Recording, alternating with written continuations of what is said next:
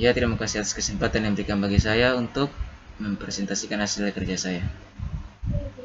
Dari sini perkenalkan, nama saya Risti Riora Mimpia, Prodi Informatika, Fakultas Ilmu Komputer, mata kuliah PTI saya dari Universitas Kristen Indonesia Unggul.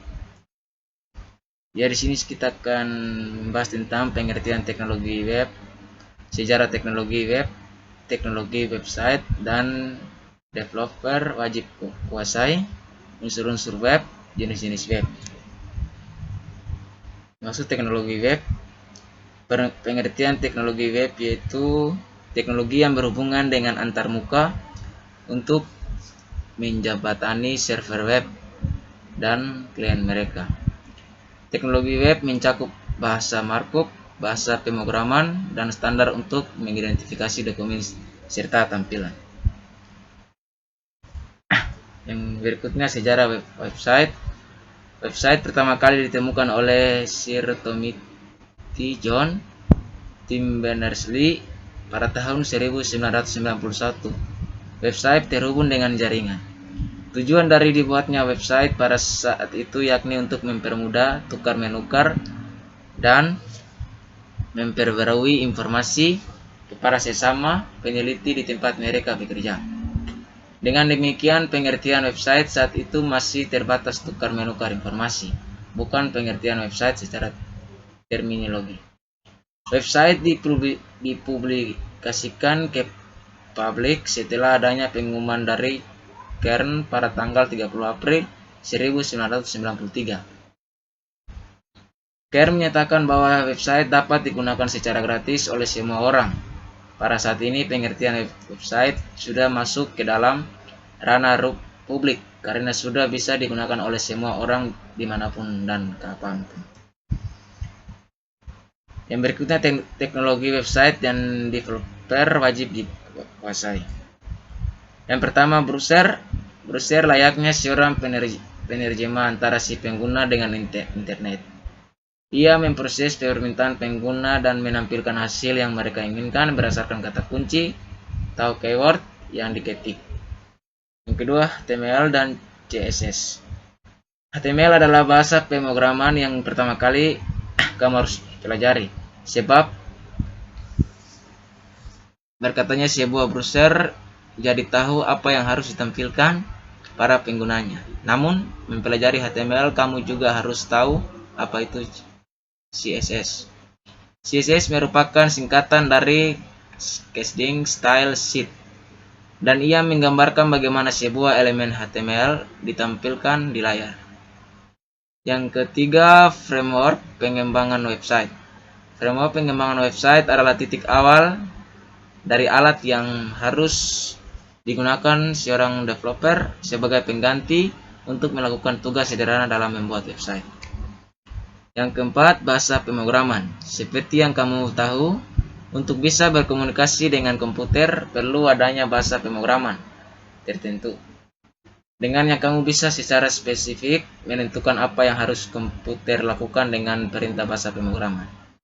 Yang kelima, ada API. Sebuah API yaitu Application Programming Interface, membuat seorang developer bisa menggunakan beberapa fungsi di dalam suatu aplikasi tanpa perlu berbagai kodenya.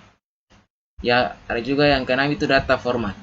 Suatu data disimpan di dalam struktur yang disebut data format. Ada 3 jenis data format yang paling populer, yaitu yang pertama JSON, yaitu atau JavaScript Object Notation, adalah sintaks untuk menyimpan dan menukar data. Ia merupakan jenis data format yang paling populer. Menurut juga XML, secara dominan digunakan para sistem yang dikembangkan Microsoft. Adalah CSV, yaitu adalah data yang diformat dengan koma, misalnya saja data Excel. Yang ketujuh, client atau server side. Client, setiap pengguna dalam suatu aplikasi biasa disebut client. Ia bisa jadi sebuah komputer, mobile device, tablet, dan yang lainnya. Umumnya terdapat banyak klien yang saling berinteraksi pada aplikasi yang sama yang tersimpan dalam satu server. Server yaitu kode aplikasi biasanya disimpan pada suatu server. Client melakukan request data pada server, kemudian server merespon permintaan tersebut setelah mengumpulkan informasi yang diperlukan. Ada juga unsur-unsur website, yaitu yang pertama domain. Komponen pertama adalah domain, di mana website dapat dianalogikan sebagai produk. Maka website adalah merek atau brandnya. Penulisan domain yang menarik dapat membuat seseorang masuk ke dalam situs Anda. Selain itu juga Anda harus membuat domain yang tidak terlalu panjang dan mudah untuk diingat. Yang kedua, hosting. Komponen atau unsur yang kedua adalah hosting, yang mana memiliki peran penting dalam menyimpan semua database atau penyimpanan data. Informasi dalam database dapat berupa teks, gambar, ilustrasi, video, dan skrip. Yang ada juga yang ketiga itu konten, dan yang terakhir adalah konten, di mana fungsi dari konten sangatlah krusial. Karena apabila website tidak memiliki sebuah konten, maka dapat dikatakan bahwa situs tersebut tidak memiliki tujuan yang jelas. Ada juga yang jenis-jenis website. Yang pertama, website statis. Website statis merupakan website yang memiliki tampilan yang tetap dan tidak banyak mengalami perubahan. Biasanya untuk perubahannya sendiri hanya terletak pada tampilan desain halaman web saja. Terkait konten tidak mengalami perubahan yang besar. Yang kedua, website dinamis. Website dinamis adalah website yang mengalami perubahan secara terus-menerus sesuai dengan kebutuhan dan relevansi dan bisnis dan perkembangan zaman. Website dinamis memiliki tampilan yang lebih interaktif dan menyediakan fitur kolom komentar dan chatting. Yang ketiga, website interaktif adalah website yang dirancang untuk dapat saling berinteraksi antar penggunanya. Itu jenis situs ini biasanya tergolong ke dalam platform media sosial. Ya, ini saja hasil kerja saya yang saya presentasikan di saat ini. Sekian dan terima kasih.